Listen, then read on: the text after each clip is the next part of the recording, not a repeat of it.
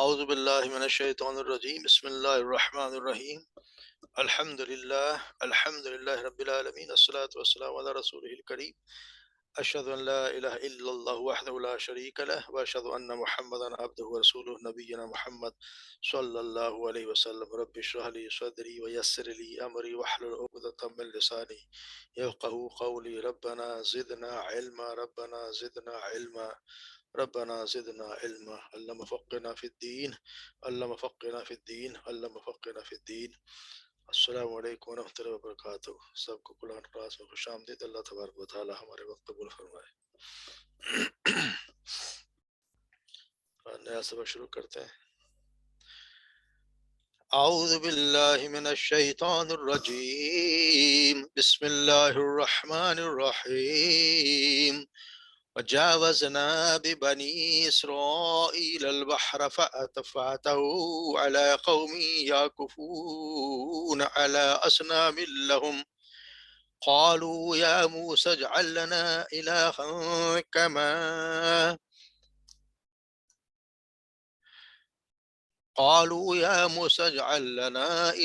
كما لهم آلهة قال إنكم قوم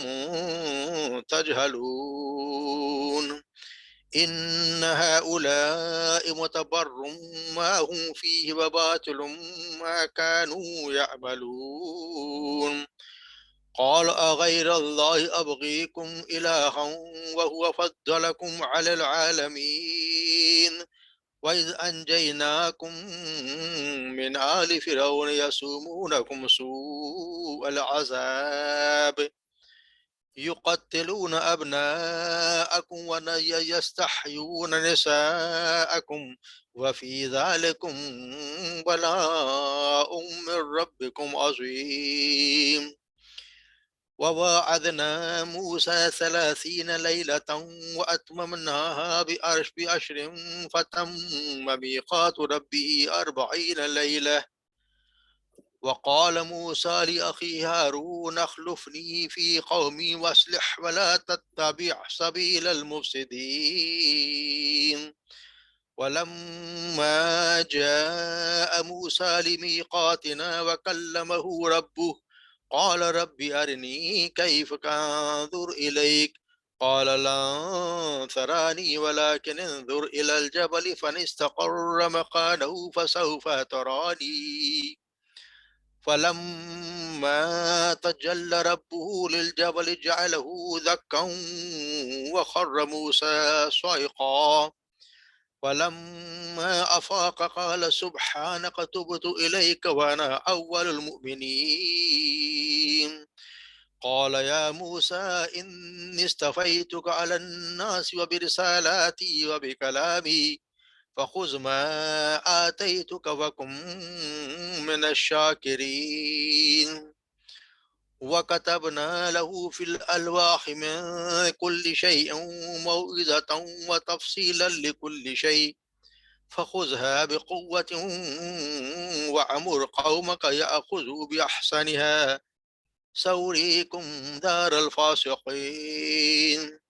سأصرف عن آيات الذين يتكبرون في الأرض بغير الحق وإن يروا كل آية لا يؤمنوا بها وإن يروا سبيل الرشد فلا يتخذوه سبيلا وإن يروا سبيل الغي يتخذوه سبيلا ذلك بأنهم كذبوا بآياتنا وكانوا عنها غافلين والذين كذبوا بآياتنا ولقاء الآخرة حبطت آمالهم هل يجزون إلا ما كانوا يعملون صدق اللہ العلی العظیم۔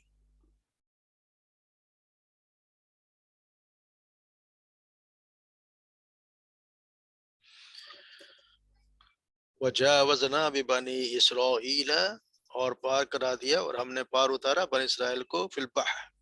البحر سمندر سے فآتوا علی قوم پھر وہ آئے علی قوم ایک ایسی قوم پر یاکفون علی اصنام لہم جو کہ جمے بیٹھے تھے علی اسنام لہم اپنے بتوں پر، بتوں یعنی ان کے اعتکاف میں بیٹھتے، جیسے مثال بیٹھتے ہیں اعتکاف اس طرح بیٹھے ہوئے تھے۔ قالوا انہوں نے کہا یا موسیٰ، اے موسیٰ، اجعل لنا الہا،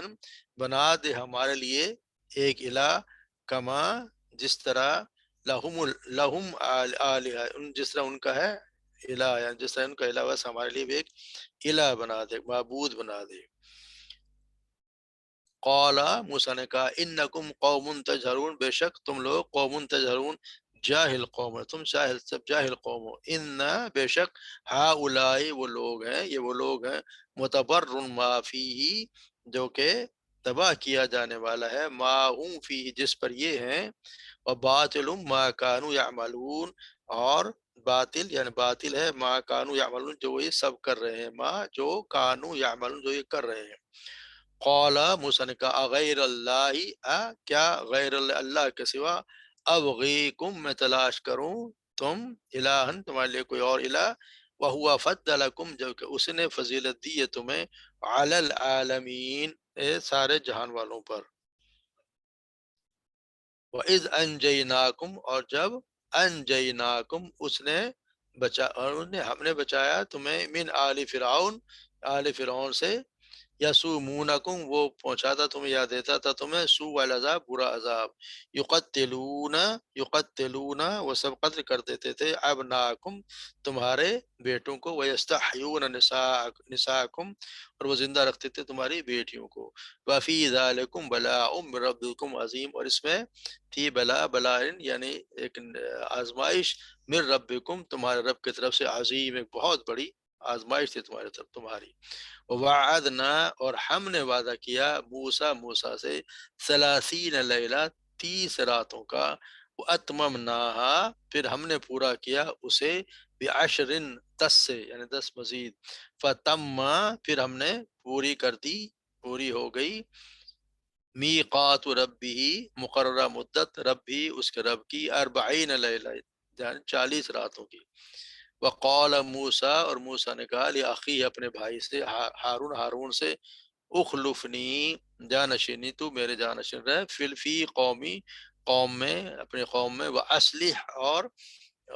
نصیحت کرتا رہو یا اصلاح کرتا رہو، ولا تتبع اور نہ تم پیروی کرنا، سبیل المفسدین مفسدین فساد کرنے والوں کے راستے کی۔ ولما جاء موسیٰ لمیقاتنا اور جب آئے موسیٰ السلام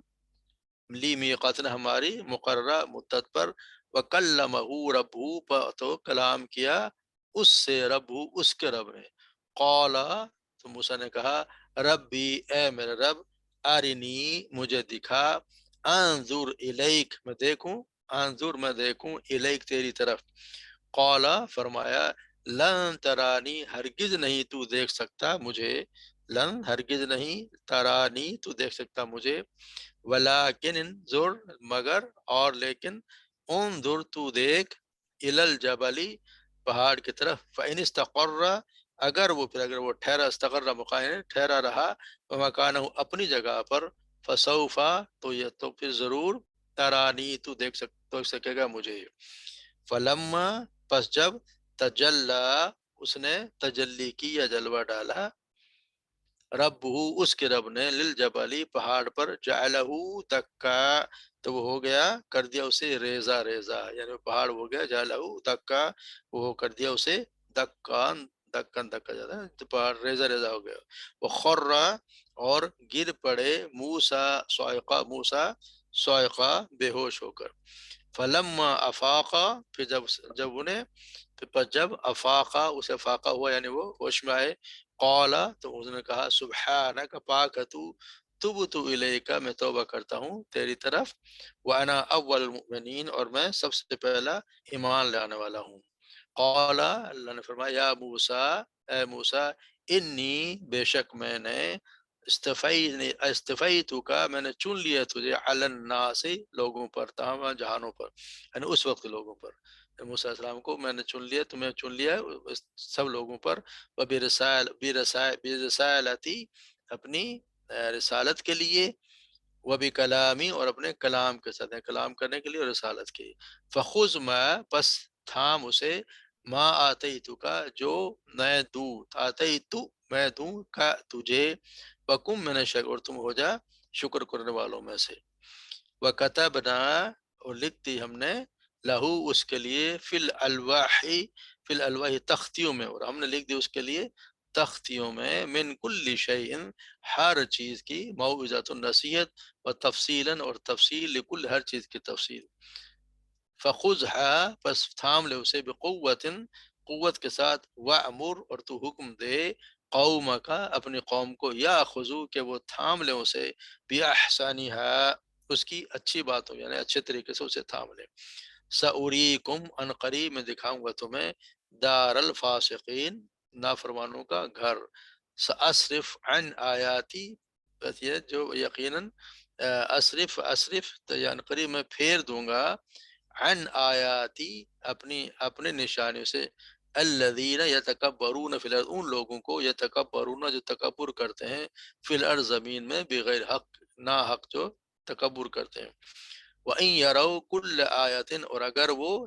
اور اگر یارو وہ دیکھ لیں، کل آیا کوئی بھی نشانی، ہر ایک نشانی، لا یؤمنوا تو وہ نہیں ایمان لانے والے اس پر، وَإِن يَرَوْا سَبِيلَ الرُّشْدِ اور اگر وہ دیکھیں سبیل الرشدی یعنی صحیح راستہ، بھلائی کا راستہ، لا يَتَّخِذُوهُ سَبِيلًا تو نہیں وہ تھامیں گے یا نہیں پکڑیں گے اس راستے کو، وَإِن يَرَوْا سَبِيلًا اور اگر وہ دیکھ لیں سبیل الغی گمراہی کا راستہ، یتخذوہ سبیلا تو سب پکڑ لیں گے اسے، یعنی اس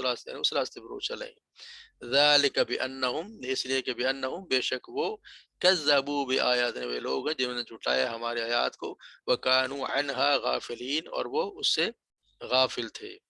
والذین کذبوا بآیاتنا اور وہ لوگ جنہوں نے جھٹلایا ہماری آیات کو، ولقاء الآخرۃ اور ملاقات کو، آخرت کی ملاقات کو، حبطت اعمالہم ضائع ہو گئے ان کے اعمال، حل یجزون یعنی ان کا مطلب حل یجزون نہیں ہے سب بدلا دیے جائیں گے، الا مگر، حل کیا گئے الا ہے تو حل کا مطلب ہو جائے گا نہیں، نہیں وہ بدلا دیے جائیں گے، الا مگر ما کانوا یعملون اسی کا جو وہ اعمال کرتے رہے، جیسے ہم پڑھتے آ رہے ہیں بنی اسرائیل کے بارے میں، موسیٰ علیہ السلام کے بارے میں، کہ ان کو اللہ تبارک و تعالیٰ نے وہاں سے فرعون کے ظلم سے نجات دی اور ان کو وہاں سے نکال لیا، سمندر میں غرق، ان کو غرق کر دیا فرعون اور اس کے لشکر کو، اور ان کو وہاں سے نکال لیا، اور مگر حال قوم کا دیکھیں، جب قوم کسی جن کے ساتھ رہتی ہے ان کا کتنا اثر قبول کرتی ہے، اس سے ان کی بات سے ظاہر ہوتا ہے کہ جس کے ساتھ قوم رہتی ہے اور جن کی غلام ہوتی ہے اکثر، وہ کتنا اس کا اثر لیتی ہے، یعنی بنی اسرائیل کتنا عرصہ فرعون کی غلامی میں رہے، کتنی انہوں نے تکلیفیں اٹھائیں، ان کے یہاں تک کہ ان کے پڑھتے بھی ہیں، آگے بھی پڑھ رہے ہیں کہ ان کے بیٹوں کو مار دیتے تھے، بچیوں کو زندہ رکھتے تھے، اور پھر سارا غلامی کام ان سے لیا کرتے تھے، اور وہاں سے اللہ تبارک و تعالیٰ ان کو اپنے فضل سے ان سے بچایا اور انہیں نجات دی، اور فرعون کو غرق کر دیا، اور ہوا کیا، جاوزنا بنی اسرائیل اور ہم نے بنی اسرائیل کو سمندر سے پار، جیسے ہی پار اترے، فعتوا علی قوم ایک ایسی قوم پر سے گزر، یعکفون علی اصنام لهم جو بیٹھے ہوئے تھے، یعنی جو ان کے سامنے پوجا پاٹ کر رہے تھے اپنے معبودوں کے ساتھ، انہوں نے اپنے معبودوں کے سامنے، بتوں کے سامنے جیسے اعتکاف میں بیٹھتا ہے، یا کفونا اعتکاف اسی سے، یا کفونا اعتکاف میں جنوں کے ساتھ جم کے بیٹھ جانا، کسی بات پہ بہت غور و فکر کرنا، اس کے سامنے اللہ اصنام لهم اپنے بتوں کے سامنے وہ بیٹھے ہوئے تھے، یعنی ان کے پیر پریشان، جیسے جزیرہ نما سینا کی طرف سے وہ روانہ ہوئے، راستے میں ایسی قوم سے گزر ہوا ہے کہ جو بتوں کی پرستش کرتی تھی، ان کو پوجا کرتی تھی، تو اس کا پوجا کرنے کا، جیسے ڈاکٹر سرار احمد لکھتے ہیں کہ ہندوستان کے جو ایک صدر تھے ڈاکٹر رادھا کرشنن، 1960 کی دہائی میں ہندوستان کے صدر بھی اور بہت بڑے فلسفی بھی تھے، انہوں نے بڑے مذہبی قسم کا آدمی تھا، اور انہوں نے یہ بھی لکھا ہے کہ بت پرستی کے بارے میں ڈاکٹر رادھا کرشنن کے فلسفے کا خلاصہ یہ ہے کہ ہم دیوی دیوتاؤں کے بتوں کو اپنے نفع و نقصان کا مالک نہیں سمجھتے، بلکہ ہمارا اصل مقصد ایک مجسم چیز کے ذریعے سے توجہ مرکوز کرنا ہوتا ہے، یعنی ہم اس کو دیکھ کے ہم اس کی طرح سے توجہ مرکوز کرنا ہوتا ہے، کیونکہ تصوراتی انداز ان دیوتاؤں کے بارے میں مراقبہ کرنا اور پوری توجہ کے ساتھ ان کی طرف دھیان کرنا بہت مشکل ہے، جبکہ مجسمہ یا تصویر سامنے رکھ کر توجہ مرکوز کرنا آسان ہو جاتا ہے۔ یہ ان کا ایک فلسفہ اپنی طرف سے گھڑ لیتے ہیں، جیسے ہم نے پہلے پڑھا نا کہ نوح علیہ السلام کی قوم میں بت پرست اسی طرح آئی کہ جو نیک لوگ تھے پہلے ان کے وہ جو ان کے سامنے عبادت کرتے تھے ان کے ساتھ لوگ بیٹھ کے اور ان کے ساتھ عبادت کیا کرتے تھے، تو ان کا انتقال ہو گیا تو ان کی یاد میں وہاں بیٹھ کے کرنے لگے، پھر شیطان نے چاہے تھے اس طرح تو بھول جائیں گے تو ان کی انہوں نے تصویریں بنا لی، پھر بت پرست وہاں ان کے بت بن گئے۔ اسی طرح یہ بھی بتوں کا بھی یہی حال ہے۔ تو یہ انہوں نے بنی اسرائیل کا بھی یہی حال ہے، یہاں جیسے ہی گزرے تو انہیں دیکھ کر بنی اسرائیل سے بھی موسیٰ علیہ السلام سے مطالبہ کرتے ہمیں بھی ایک ایسے بت چاہیے۔ قالوا یا موسیٰ اجعل لنا الہا کما الہ ہے، یعنی یہ کہ ہمیں بھی ایسا ہی بت چاہیے جیسا کہ یہ جن کا معبود ہے، اسی طرح ہمیں بھی جیسے ان کا معبود ہے ہمیں بھی ایسا ہی یہ کہ معبود چاہیے۔ قال موسیٰ انکم قوم، تم بہت ہی جاہل قسم کے، تم بہت بالکل جاہل ہو۔ یعنی ہوتا ہے کہ جب ایک کسی کی نقالی کرتا ہے نا قوم کی، جب قوم غلام ہوتی ہے تو اس کا اثر بہت زیادہ قبول کرتی ہے، تو ان جتنے عرصے یہ غلامی میں رہے ہیں کتنے سالوں تو ان کے اثرات یہ ہم اپنے قوم پہ بھی ہم دیکھ سکتے ہیں کہ ہمارا حال بھی یہی ہے۔ انگریز یہاں پہ ہمارے یہاں کتنے 150 سال کتنے سال رہے اور انہوں نے کیا کچھ ہم پہ اثرات چھوڑے، آج ہم ان کی نقالی کر رہے ہیں، اور ہماری انگریزی ہمارے بچوں کو اردو آئے نہ آئے انگریزی ضرور آتی ہے۔ اور انڈیا میں تو بہت سے صوبے ایسے ہیں جن کی سرکاری زبان انگلش ہے، اپنی زبانیں بالکل چھوڑ دیں، ان کی سرکاری زبان ہی انگلش، اور ہمارے یہاں بھی دفتری زبان انگلش ہی ہے۔ اور ہمارے جتنے ایلیٹ کلاس ہے یا جتنے بڑے بڑے اسکول ہیں سب کو انگریزی پڑھائی جا رہی ہے، اور ہم بڑا فخر محسوس کرتے ہیں کہ ہمارا بچہ کتنے روانی سے فر انگریزی بولتا ہے۔ عربی کے بھلے ایک لفظ نہ پڑھنا ہے اس کی ہمیں پرواہ نہیں ہے، مگر عربی ہے انگلش جو اچھی بولتا ہے وہی بڑا افسر بھی بنے گا، وہی ہمارے یہاں بنانے کا حقدار بھی وہی ہے۔ تو یہ سارے غلامی کی نشانیاں ہیں اور انہیں کی ہم نقالی کرتے جا رہے ہیں۔ اب 2 دن پہلے کس طرح انہیں کی سالگرہ منا رہے ہیں، ہماری قوم نے کس طرح، یہ سارے غلامی کی نشانیاں ہیں جو ہم میں سرایت کر گئی ہیں۔ وجہ یہ کہ جب قوم غلام ہوتی ہے پھر ان کی نقالی کرتی ہوتی ہے، حالانکہ یہ چیز بالکل اسلام کے منافی ہے۔ کافروں کی چیزوں کو ان کے طریقوں کو پسند کرنا ہے، گویا کفر کو پسند کرنا ہے، اور ایسے آدمی کا ایمان مشکل سے ہی مشکل ہو جاتی ہے اس کے لیے۔ ہوتا یہی ہے کہ جیسے لوگوں کو دیکھتے ہیں نا ویسی چیزیں استعمال ہوتی ہیں، اور صحابہ کرام کے زمانے میں بھی ایسا ہوا تھا کہ سیدنا ابو واقد لیثی رضی اللہ عنہ سے مروی ہے کہ اب رسول اللہ صلی اللہ علیہ وسلم کے ساتھ مکہ سے حنین کی طرف جا رہے تھے کہ انہوں نے کفار کا ایک بیری کا درخت دیکھا جس کے پاس وہ بیٹھے رہتے، یعنی کفار بیٹھے رہتے اور اس کے ساتھ اپنا اسلحہ بھی لٹکا لیتے تھے۔ اس درخت کو وہ ذات انوات کہا کرتے تھے۔ اس کے بعد ہم ایک بیری کے بہت بڑے اور سرسب شاداب درخت کے پاس سے گزرے تو ہم نے عرض کی کہ اللہ کے رسول ہمارے لیے بھی ایک ذات انوات مقرر فرما دیجیے جیسا کہ کافروں کے لیے ذات انوات ہے۔ تو آپ نے فرمایا اس ذات کی قسم جس کا تو میری جانت تمہاری یہ بات اسی طرح جس طرح موسیٰ علیہ السلام کی قوم نے موسیٰ علیہ السلام سے کہا تھا، یہی آیت انہوں نے پڑھی، اجعل لنا الہا کما لہم الآلہہ قال انکم قوم تجہلون۔ تو آپ نے فرمایا کہ یہ بے شک یہ پہلے لوگوں کے طور طریقے اور تم ضرور ان کی روش اختیار کرو گے۔ سیدنا عبداللہ بن عمر رضی اللہ تعالیٰ بیان کرتے ہیں کہ آپ صلی اللہ علیہ وسلم نے فرمایا جس کسی نے کسی قوم کی مشابہت اختیار کی، یاد رکھے مشابہت کرنے والا اسی قوم میں شمار ہوگا۔ تو ہمیں اپنے رویے پہ ہمارے رسم و رواج پہ غور کرنا چاہیے کہ ہمارا شمار اللہ نہ کرے ان لوگوں کے ساتھ ہو جن کی ہم نقالی کرتے ہوئے بڑا فخر محسوس کر رہے ہیں، اور اس کے بغیر ہمارا کوئی دن گزرتا نہیں ہے۔ اللہ تبارک و تعالیٰ میں صحیح سمجھ عطا فرمائے۔ تو انہوں نے کہا قال انکم کنتم یقینا جاہل قوم ان هؤلاء متبر ما هم فيه وباطل ما كانوا يعملون،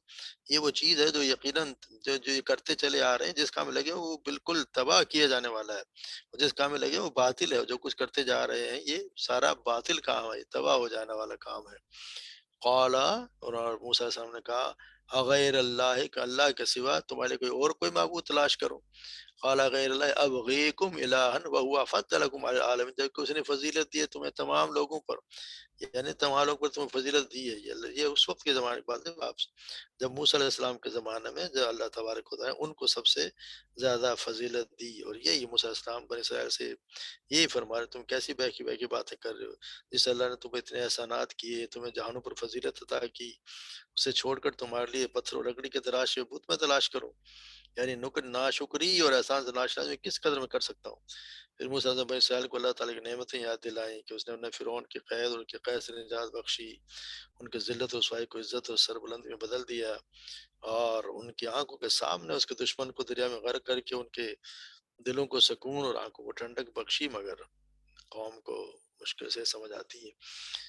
وَإِذْ أَنْجَيْنَاكُمْ مِنْ آلِ فِرْعَوْنَ يَسُومُونَكُمْ سُوءَ الْعَذَابِ، تم اس نے نجات دی، ہم نے نجات دی تمہیں آل فرعون سے جو تمہیں تکلیف دیتے تھے بہت برے برے عذاب۔ یقتلون ابناءکم ویستحیون نساءکم، وہ قتل کرتے تھے تمہارے بچوں کو، لڑکوں کو، اور زندہ رکھتے تمہاری لڑکیوں کو۔ وفی ذالکم بلاء من ربکم عظیم، اور یہ تمہارے لیے بہت بڑی آزمائش تھی تمہارے رب کی طرف سے، بہت بڑی آزمائش تھی اللہ کی طرف سے، یہ تمہارے لیے آزمائش تھی جس سے تم گزرے ہو۔ پھر جب وہ وہاں سے پہنچ گئے اور آ کے ایک جگہ پہ وادی تی میں کہتے ہیں جی، وہاں پہ آ کے جب وہ رک گئے وہاں پہ، تو پھر اللہ تبارک و تعالیٰ وعدنا موسیٰ 30 لیلہ، پھر اللہ تبارک و تعالیٰ نے وہاں پہ ان کی یہاں سے نکلنے کے بعد وہاں پہ بنی اسرائیل کی علماء پابندیاں ختم ہو گئیں، خود مختار قوم کی عزت حاصل ہو گئی، تو اللہ تبارک و تعالیٰ موسیٰ علیہ السلام کو کوئی سینہ میں طلب کر کیے بلایا تاکہ انہیں بنی اسرائیل کی شریعت کے لیے کچھ دیا جائے، شریعت کے متعلق ان کو احکامات دیے جائیں۔ چنانچہ یہاں جس طلبی کا ذکر ہو رہا ہے اس سے پہلے یہ پہلی طلبی ہے، اور اس کے لیے 40 دن کی میعاد اس لیے مقرر کی کہ حضرت موسیٰ علیہ السلام میں پورا چلہ سمجھے پہاڑ پر گزارے، روزے رکھ کر اور شب روز عبادت کر کے اور تفکر و تدبر حاصل کر کے، دل و دماغ کے علم تنہائی میں یکسو ہو کے اس اللہ تبارک و تعالیٰ کے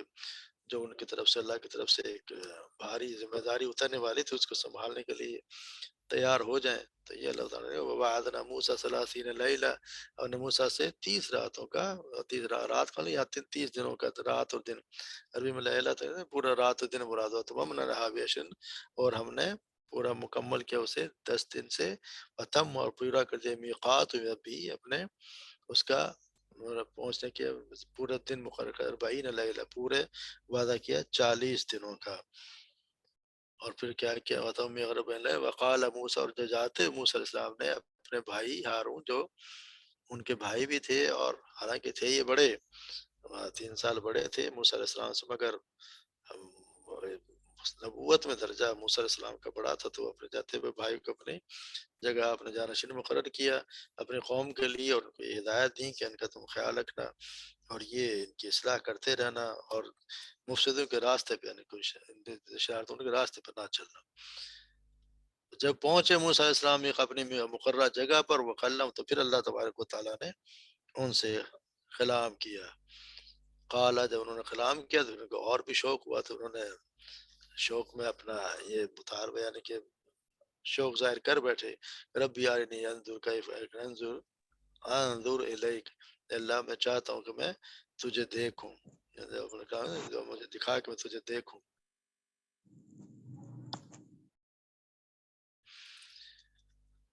تو اللہ تعالیٰ نے کہا قال لن ترانی، تم ہرگز نہیں مجھے دیکھ سکتے، ولکن انظر الی الجبل، اور تم دیکھو پہاڑ کی طرف، فإن استقر مکانہ، اگر وہ اپنی جگہ پر ٹھہرا رہے پھر تم مجھے دیکھ سکتے ہو۔ یعنی جب اللہ موسیٰ علیہ السلام کو اس کو اللہ سے ساتھ ہم کلام شرف حاصل ہوا، تو پھر شوق میں انہوں نے محبت میں اللہ تعالیٰ کے دیدار کا سوال کر دیا، تو اللہ تعالیٰ نے جواب دیا کہ تم اس دنیا میں آپ دیکھ نہیں سکتے مجھے۔ اس کے بعد اللہ تعالیٰ نے موسیٰ علیہ السلام کو مطمئن کرنے کے لیے کہا کہ اس پہاڑ کو دیکھیے، اگر یہ میری تجلی کتاب لے آئے اور اپنی جگہ باقی رہ جائے تو آپ مجھے دیکھ سکیں گے۔ چنانچہ اللہ تبارک و تعالیٰ نے تجلی یعنی پہاڑ پر ظاہر کی، تو پہاڑ تو ٹکڑے ٹکڑے ہو گیا اور اپنی جگہ باقی نہ رہا، تو موسیٰ علیہ السلام نے منظر کتاب لا نہ سکے اور بے ہوش ہو گئے۔ تو جب اللہ جب ہوش آیا، پھر اللہ کے اتباع کے بیان کر دوبارہ ایسا سوال کرنے سے توبہ کر لیا کہ ایسا سوال میں آئندہ نہ کروں۔ تو تجلی کا اصل مطلب ہوتا ہے، تجلی کا مطلب جلا یجلو یجلو یعنی کہ ظاہر کرنا، روشن کرنا، یعنی کہ چیز کو خود روشن ہو جانا. ایسے اللہ تبارک و تعالیٰ کہ وہ خود روشن پہاڑ جو ہے وہ اللہ تبارک و تعالیٰ کی تجلی برداشت نہ کر سکا اور وہ ریزہ ریزہ ہو گیا. تو یہ دیکھ کر موسیٰ علیہ السلام خود بھی جو ہے وہ بے ہوش ہو گئے. لن یہاں لن سے مراد دنیا کی رویت ہے، یعنی اللہ تبارک و تعالیٰ کو دنیا کی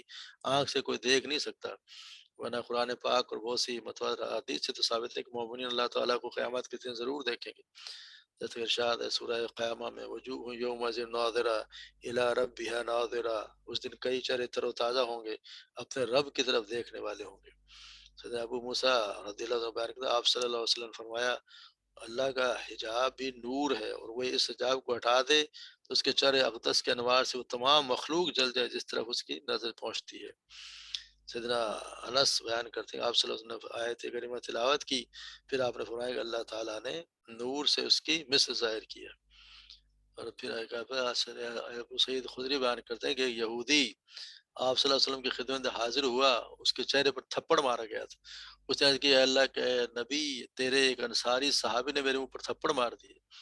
آپ نے فرمایا اس کو بلاؤ. چنانچہ صحابہ کرام نے اسے بلایا تو آپ نے فرمایا تو نے اس کو منہ پر تھپڑ کیوں مارا؟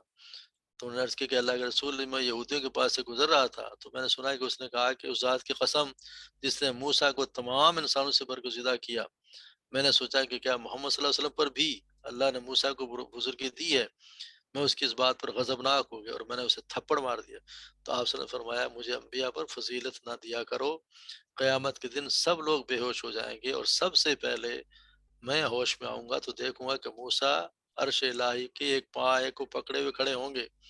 نہیں معلوم وہ مجھ سے پہلے ہوش میں آئے یا طور پہ بے ہوش ہونے کے بدلے میں بے ہوش ہونا ہی نہ ہوئے. یعنی کہ اس دن آپ صلی اللہ کے رسول سب سے پہلے ہوش میں آئیں گے اور موسیٰ علیہ السلام ان سے پہلے ہی ہوش میں آ چکے ہوں گے. تو فضیلت کا مطلب نہیں کہ کسی کا، ویسے تو آپ صلی اللہ علیہ وسلم کی فضیلت سب انبیاء پر، وہ تو سب کے سردار ہیں. ان کے بعد آپ صلی اللہ علیہ وسلم کی سب سے بڑی، سب سے زیادہ مقام انہیں کا، ان کے بعد ابراہیم علیہ السلام کا، اور پھر ان کے بعد موسیٰ علیہ السلام کی باری آتی ہے. تو یہاں پہ یہ ہے کہ انہوں نے پھر دیکھا گیا کہ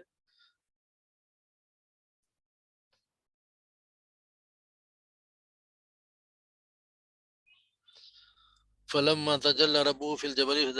دكا فغر موسى فلما افاق قال سبحانك تبت اليك وانا اول مسلم. جب وہ ہوش میں آئے انہیں افاقہ ہوا تو پھر انہوں نے اللہ کی بزرگی بیان کی اور اللہ تبارک و تعالیٰ سے معافی مانگی اور پھر کہا کہ میں تیرے سے توبہ کرتا ہوں اور انا اول مسلم، میں سب سے پہلا مسلمان ہوں. پھر اللہ تعالیٰ نے قال یا موسیٰ ان اصطفیتک علی الناس، میں نے تجھے چن لیا ہے لوگوں پر، برسالتی اپنے کلام، اپنے پیغامات کے لیے، اپنے کلام کے ساتھ لوگوں کے لیے چن لیا. پس لے کلام وقوز ما آتیتک وکن من الشاکرین، اور تو اور لے جو تجھے، اور تھام لے اسے جو میں تجھے دوں گا اور تم شکر گزاروں میں سے ہو جائے. یعنی اللہ تعالیٰ کو موسیٰ علیہ السلام کی تکریم کے طور پر خوشخبری دی کہ میں نے تو آپ کو اپنا رسول بنانے اور آپ سے ہم کلام ہونے کے لیے آپ کو اوروں کے مقابلے میں چن لیا ہے. اس لیے اس نعمت کو قبول کریں اور اللہ کا شکر ادا کریں. یہ کلمۃ الناس سے مراد صرف موسیٰ علیہ السلام کے زمانے کے لوگ، یعنی ہم نے موسیٰ علیہ السلام کو ان کے زمانے کے لوگوں پر فضیلت دی ہے، اس لیے کہ آپ صلی اللہ علیہ وسلم کو اللہ تعالیٰ نے تمام بنی آدم کا سردار بنایا ہے. وَكَتَبْنَا لہو، اور پھر ہم نے لکھی اس کے لیے، الواح تختیاں، ہر چیز میں جس میں نصیحت، قل لکل شیء و موعظۃ و تفصیل لکل شیء، ہر چیز کی تفصیل اور اس میں نصیحت ہر چیز کی اس میں لکھ کے دی. پھر کہتے ہیں کہ انہیں قوت کے ساتھ پکڑ لے، اپنے قوم کو حکم دے کہ بہترین باتوں کو پکڑے، وَعْمُرْ، اور وہ حکم دو اپنے قوم کو، یا خذو بِأَحْسَنِهَا، اس کی بہترین باتوں کو پکڑ لیں، اور سَأُرِيكُمْ دار، اور ہم دکھائیں گے تمہیں دار الفاسقین، ان کا گھر فاسقین کا، جن پر فاسقین نے قضا کہ ومن قریب تمہیں وہ دکھائیں گے. تو یہاں ان کو احسانیہ قوم یا خضو احسانیہ سے مراد ایک تو یہ ہے کہ یعنی احکام الہی کا وہ صاف اور سیدھا مفہوم لیں جو عقل سے ہر وہ شخص سمجھ لے گا جس کی نیت میں فساد یا جس کے دل میں ٹیڑھ نہ ہو، یعنی سیدھے سادھے الفاظ میں اس کو جو مفہوم ہو وہ سمجھ لیں. یہ قید سے لگائے گی کہ جو لوگ احکام کے سیدھے سادھے الفاظ میں سے قانونی اونچ پینچ اور اہلوں سے راستے سے فطری گنجائش نکالتے ہیں، کہیں ان کے چکر میں آپ کتاب اللہ کی پیروی نہ سمجھ جائے کہ یہ لوگ جو کہہ رہے ہیں وہ صحیح ہے. دوسرا اس کا مقصد یہ ہے، ظاہر یہ ہے کہ کسی بھی حکم پر عمل کرنے کے اب مختلف درجے ہوتے ہیں. یہ عمل درآمد ادنا درجے کا بھی ہو سکتا ہے اور اوسط درجے کا بھی ہو سکتا ہے، اعلیٰ درجے کا بھی ہو جاتا ہے. لہٰذا اس جملے کا مطلب یہ بھی کہ آپ اپنے قوم کو ترغیب دیں کہ احکام شریعت عمل کرتے ہوئے اعلیٰ سے اعلیٰ درجے کی طرف بڑھنے کی کوشش کریں. یہی نقطہ ہے جو قرآن مجید میں مسلمانوں کو بتایا گیا، الذین یستمعون القول فیتبعون الاحسن. سورہ زمر میں آیا، یعنی وہ لوگ کلام اللہ کو سنتے ہیں، اس کی بہترین بات ہوتی ہے اس کو اختیار کرتے ہیں. اس کو یوں سمجھ لیں کہ جس طرح ہوتا ہے نا، بعض اوقات انسان کسی اپنی وجہ سے ذمہ داریوں کے بارے میں ڈھیل اور رعایت حاصل کرنا چاہتا ہے، اپنے ایسے ہی رویے کے تحت ایسے ادارہ عمل کے اندر کوئی امتیازی پوزیشن حاصل کرنے کی خواہش رکھتے ہیں، بس صرف کام ادنا درجے کی کامیابی پر ہی وہ بس قناعت اختیار کر لیتا ہے. لیکن دینی امور کے معاملے میں انسان کا ایسا طرز عمل درست نہیں ہے. دینی امور میں عمل کا اچھے سے اچھا اور اعلیٰ سے اعلیٰ معیار قائم کرنے کی کوشش کرنے کی ہدایت کی گئی ہے. جیسے ہم سورہ معاہدہ میں پڑھا ہے نا، اذا ما اتقوا وآمنوا وعملوا الصالحات ثم اتقوا وآمنوا ثم اتقوا واحسنوا واللہ يحب المحسنین. جب تک وہ تقوی کی روش اختیار کیے رکھیں اور ایمان لائیں اور نیک عمل کریں، پھر مزید تقوی اختیار کریں اور ایمان لائیں، پھر اور تقوی میں بڑھیں اور درجہ احسان پر فائز ہو جائیں. اللہ تعالیٰ محسنوں سے محبت کرتا ہے. یعنی کہ جب دنیائی امور میں تو ہر شخص کی جستجو ہے کہ خوب سے خوب تر کہاں سے ملے، تو پھر یہ اسی یہ نظریے کا ہمیں نظر آتا ہے. لیکن دین کے سلسلے میں ہر مسلمان کی پھر کوشش ہونی چاہیے کہ اس کا آج اس کے کل سے بہتر، یعنی آج جو کل گزر گیا، آج اس کا اس سے بہتر ہونا چاہیے. دینی امور میں انسان کو ترقی کی حتی الامکان ہر گھڑی کوشاں رہنا چاہیے. ضرور اس کو یہ کوشش کرنی چاہیے کہ میں زیادہ سے زیادہ علم حاصل کروں، زیادہ سے زیادہ اللہ تبارک و تعالیٰ کا قرب حاصل کرنے کے لیے کوشش کروں. پھر اللہ تعالیٰ سوریکم دار الفاسقین، ان قریب میں تمہیں گھر دکھاؤں گا جس وجہ سے قبضہ ہے فاسقوں کا. یعنی سمراد فلسطین کا علاقہ جس پر حملہ ور ہونے کا حکم موسیٰ علیہ السلام کو ملنے والا تھا. بنی اسرائیل کا قافلہ جب مصر سے نکل کر خلیج سویز کو عبور کر کے صحرا سینا میں داخل ہوا، تو خلیج سویز کے ساتھ ساتھ سفر کرتا ہوا یہاں تک کہ جزیرہ نما سینا کے جنوبی خان اس مقام پر پہنچ جہاں کوہ طور واقع ہے. کوہ طور کے پاس یہ قافلہ وہاں جا کے اس نے ڈیرے ڈال لیے. یہاں پر اس قافلے کو طویل عرصے تک قیام کہتے ہیں، کوئی تقریباً 40 سال یہاں رہے ہیں. یہیں پر حضرت موسیٰ کو کوہ طور پر طلب کیا گیا. جب آپ تو رات لے کر واپس آئے تو فلسطین پر حملہ کرنے کا حکم ملا. چنانچہ یہاں سے قافلہ خلیج عقبہ کے ساتھ ساتھ شمال کی طرف سفر ہوا. پھر چلتے چلتے بنی اسرائیل، جیسے ہم نے پڑھا 700-800 سال پہلے سیدنا یوسف علیہ السلام کی دعوت فلسطین چھوڑ کر مصر میں آ بسے تھے. اور فلسطین میں مشرک اور فاسق لوگوں کی قوم جو تھی وہ قابض تھی،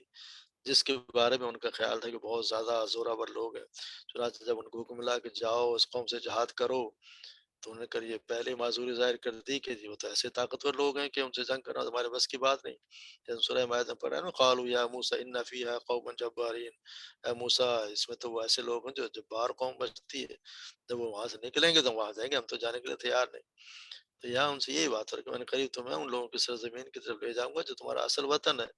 لیکن ابھی اس پر فاسقوں کا قبضہ ہے، اور نافرمان لوگوں کے ساتھ جنگ کر کے تم نے اپنے وطن کو آزاد کرانا ہے. یہ اللہ تبارک و تعالیٰ حکم دے رہے ہیں اور تیاری کے لیے کہہ رہے ہیں، مگر قوم جو ہے وہ لڑنے کے لیے تیار نہیں ہے. سأصرف عن آیات الذین یتکبرون فی الارض بغیر الحق، اور ان قریب میں پھیر دوں گا ان لوگوں کو میرے آیات سے جنہوں نے تکبر کیا زمین میں ناحق. یعنی یہ اللہ تبارک و تعالیٰ ایک اصول فرما دیا گیا کہ جو کوئی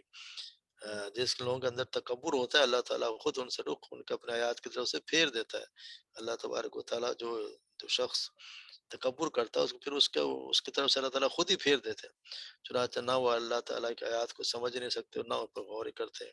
اس لیے کہ تکبر اللہ تعالیٰ کو سخت ناپسند ہے. تکبر کرنے والا اللہ، یعنی تکبر بڑا بننا، تکبر کرنا، قرآن مجید کے ویسی معنی سوال ہوا کہ بندہ اپنے آپ کو بندگی کے مقام سے بالا تر سمجھنے لگے، اللہ کے احکامات کی کچھ پرواہ نہ کرے،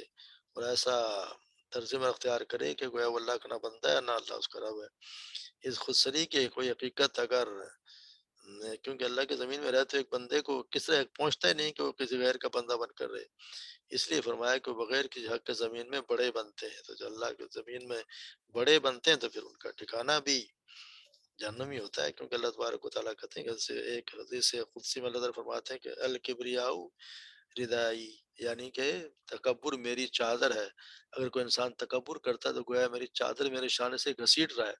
لہٰذا ایسے ہر انسان کے خلاف میرا اعلان جنگ ہے۔ اور ایک اور دوسرے حدیث میں آپ صلی اللہ علیہ وسلم فرمایا لا يدخل الجنت من كان في قلبه مثقال حبۃ من خردل من کبر، وہ شخص جنت میں داخل نہیں ہے اس کے کہ جس کے دل میں رائی کے دانے کے برابر تکبر ہے۔ چنانچہ اس آیت نظر جو آیت اس کا مفہوم یہ ہے کہ جن لوگوں کے اندر تکبر ہے ہم خود انہیں اپنی آیات سے جو ہے وہ برگشتہ کر دیتے ہیں۔ ایسے لوگوں کو ہم اس لائق سمجھتے نہیں کہ ہماری آیت کو دیکھیں سمجھیں۔ ایسے مغرور لوگوں کو ہم سیدھے راہ کی طرف مطلب مرکوز کرتے ہی نہیں ان کی طرف وہ دیکھتے نہیں، ان کو اللہ تعالیٰ توفیق دیتا ہی نہیں کہ وہ اس کی طرف متوجہ ہوں۔ اللہ تبارک و تعالیٰ خود ہی ان سے اپنے آیات سے ان کو دور کر دیتے ہیں، جس جگہ پہ وہ لگے رہتے ہیں اسی پہ لگے رہتے ہیں۔ تو اس کا بھی یہ ہے کہ اسی لیے اس کا انجام بھی بدترین بتایا کہ اللہ تبارک و تعالیٰ متکبر کے دل کی روشنی چھین لیتا ہے۔ تمام دلائل براہم سب کو دیکھنے کے باوجود اللہ تعالیٰ کی کبریائی، اس کی عظمت کو ایمان لاتا نہیں ہے، اس کی شریعت پر عمل کرتا نہیں ہے۔ حق کا راستہ اس کو واضح ہونے کے باوجود بھی اسے اختیار کرتا نہ ہی، اور وہ گمراہ کی طرف ہی تیزی کے ساتھ لپکتا رہتا ہے۔ تو ایسے لوگوں کے ساتھ پھر کیا جاتا ہے کبور شرط بھی غیر الحق جو کرتے ہیں ان کو پھر اللہ تبارک و تعالیٰ نے کہتے ہیں کہ وَنُقَلِّبُ أَفْئِدَتَهُمْ وَأَبْصَارَهُمْ كَمَا لَمْ يُؤْمِنُوا أَوْ بِهِ أَوَّلَ مَرَّةٍ، اور ہم ان کے دلوں ان کے آنکھوں کو پھیر دیں گے جیسے وہ اس پہ پہلی بار ایمان نہیں لائے، انہیں چھوڑ دیں گے اپنے سر کے سر پر اور پھٹکتے پھریں گے۔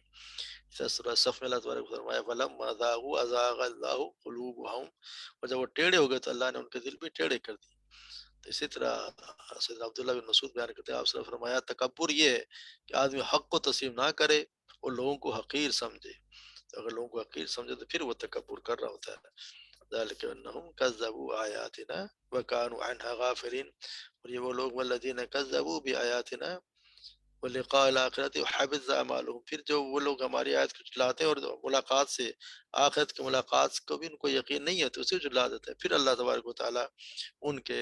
اعمال کو ضائع کر دیتا ہے، ان کے اعمال ضائع ہو جاتے ہیں۔ حل یجزون الا ما كانوا يعملون، اور وہ نہیں وہ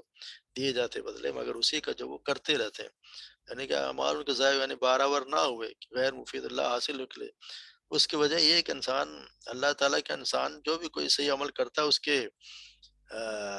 قبول ہونے کا یا بارور ہونے کا انحصار بالکل دو امور پر ہے۔ یعنی کہ ایک تو وہ جو بھی عمل کرتا ہے کوشش کرتا ہے اللہ کے قانون شرعی کے مطابق ہونا چاہیے، جو اللہ تبارک و تعالیٰ نے جو طریقہ بتایا، اللہ کے رسول نے طریقہ اس کے مطابق ہونا چاہیے۔ دوسرا یہ کہ اس کی ساری کوشش جو ہے وہ دنیا کے بجائے آخرت کے لیے، اس کا خلوص آخرت جو بھی کوشش کرے کام کرے وہ آخرت کے لیے ہونا چاہیے، دنیا کے بجائے آخرت کی کامیابی اس کے پیش نظر ہو تو پھر وہ اس کے لیے قابل عمل، پھر وہ بات مانی جائے گی، ورنہ تو اس کا جو بھی عمل کرے گا وہ باطل ہو جائے گا۔ کیونکہ وہ دونوں چیز کو انسان جو بھی عمل کرتا ہے وہ آخرت کے بنا اللہ سے تبارک و تعالیٰ سے اگر وہ چاہے گا کہ اس کا پھل مجھے روز قیامت میں اللہ تعالیٰ ہی کے لیے وہ کر رہا ہے خالص، اور اسی کے مطابق کرے جو اللہ کے رسول نے بتایا طریقہ بتایا، تو اس کے مطابق کرے گا تو اس کے اعمال مانے جائیں گے، اس کے قابل قبول ہوں گے، ورنہ وہ مانے نہیں جائیں گے۔ حضرت سیدنا انس بن مالک فرمایا کہ آپ صلی اللہ علیہ وسلم نے فرمایا اللہ تعالیٰ کسی بھی نیکی کے معاملے مومن کی حق تلفی نہیں کرے گا، مومن کو دنیا میں بھی اس کا بدلہ ملتا ہے اور آخرت میں بھی ملے گا، جبکہ کافروں کو نیکیوں کا پورا بدلہ جو اس نے اللہ کے لیے کی ہوں گی دنیا ہی میں دے دیا جاتا ہے، یہاں تک کہ جو آخرت میں پہنچے گا تو اس کے بعد کوئی نیکی نہیں ہوگی کہ اس کا بدلہ دیا جائے۔ اس لیے ہم دیکھتے ہیں کہ کافروں کو جو یہاں کچھ کرتے ہیں کوشش کرتے ہیں یا کوئی کسی کو کسی اللہ کے نام پہ دیتے ہیں یا چیریٹی کو دیتے ہیں یا کوئی کام کرتے ہیں تو ان کو یہاں پہ عزت ملتی ہے، ان کو یہیں پہ سب کو دے دیا جاتا ہے۔ ابھی آپ دیکھیں خواب صاحبوں کو پاس سب کچھ اللہ تبارک و تعالیٰ نے یہاں بھی دیا ہوا، حالانکہ وہ اللہ کی ہر چیز کی خلاف ورزی کر رہے ہیں مگر اللہ تبارک و تعالیٰ دیتا ہے، کیونکہ ان کو ان کے اعمال کا بدلہ یہیں دے دیا جائے گا، آخرت میں نہیں دے، کیونکہ وہ اللہ کو اللہ کے رسول کے بتائے طریقے کے مطابق نہیں کر رہے۔ جب اللہ پہ ایمان نہیں ہوگا تو ان کے اعمال کی کوئی حیثیت نہیں ہوگی، انہی اعمال کی حیثیت ہوگی جو اللہ اور اللہ کے رسول کے بتائے ہوئے طریقے کے مطابق ہوگا، سنت کے مطابق ہوگا، اور خالص نیت اس کی اللہ کے لیے آخرت کے لیے اگر نیت ہوگی تو پھر وہ قابل قبول ہوں گے۔ تو ہمارا بھی ہر عمل کوشش کرنے چاہیے کہ سنت کے مطابق ہر عمل کرنے سے پہلے دیکھنا چاہیے کہ یہ جو میں عمل کرنے لگا ہوں یہ اللہ اور رسول کے بتائے ہوئے طریقے کے مطابق ہے یا نہیں ہے، اگر نہیں ہے تو اس پھر کسی خیر کی کوئی امید نہیں ہے، اگر اس کے مطابق نہیں کیا جائے کوئی کام کتنا ہی بھلا لگے، اگر وہ سنت کے مطابق نہیں ہے، اللہ تبارک و تعالیٰ کے بتائے ہوئے اصولوں کے مطابق نہیں ہے، تو اس کی کوئی اہمیت نہیں ہوتی، بظاہر وہ کتنے اچھا لگتا ہو مگر اس کی اسی وقت قابل قبول ہوگا۔ اسی لیے جب بھی کوئی عمل کریں، کام کرے، تو کوشش کریں جائے پہلے دیکھ لیں کہ قرآن و سنت کے مطابق ہو، اللہ کے رسول کے مطابق طریقے کے مطابق ہو، اور خالص خالص اللہ ہی کے لیے ہو، دکھاوا نہ ہو، اور کسی کی اس میں کسی اور کو بڑائی نہ ہو شامل ہو۔ اللہ تبارک و تعالیٰ ہمیں ایسا عمل کرنے کی توفیق عطا فرمائے اور ہمیں ہمارے اعمال کو قبول فرمائے۔ وآخر دعوانا الحمدللہ رب العالمین، وما علینا الا البلاغ۔